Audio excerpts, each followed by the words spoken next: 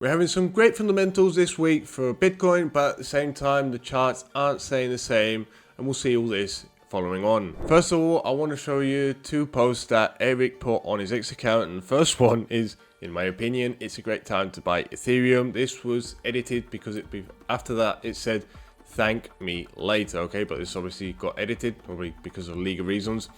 And later on, a few days later, 9 hours ago, he said it feels great time to enter Bitcoin. After this, we can see there's been a few whale alerts from Bitcoin, from 97 million, from 195 million, 194 million.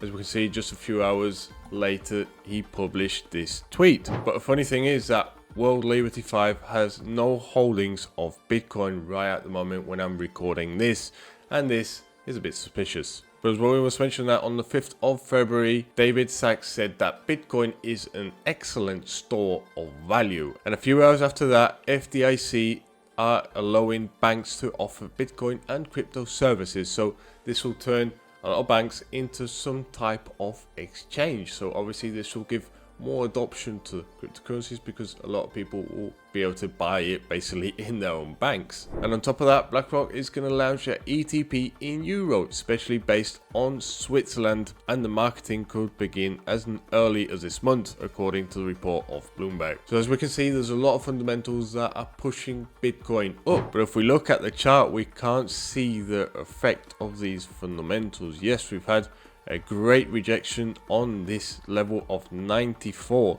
but we're still blocked in this range around here. And if we look a bit closer, we are in a downtrend right at the moment at the daily time frame. So we can see here, this was the last high that price made, and this last high was holded by low down here. This low got broken, as we can see here, pushed up and then it pushed back down. It pushed up for a retracement, react at the zone that I mentioned in the past videos, and this has pushed price even lower, making a new low right here at the bottom. Okay, so now we have this low and we have this high that is at this moment is the market structure level that would need to break to start continuing in an uptrend, but we're still going to be seeing probably some rejections on this zone here. So personally, I think that before it breaks anywhere up there, we might see a drop, like I've said in past videos, to this big range down here. That is a huge liquidity box that goes from the 74 level back to the 85 level. I think personally this is going to be a level where it could bounce up again. If not, it will probably bounce on these levels down here. That is the 60,000 level and the 70,000 level. Because right at the moment on the technical analysis, the only thing that's holding Bitcoin up is the weekly time frame, because it created a new high when it broke this all-time high around here.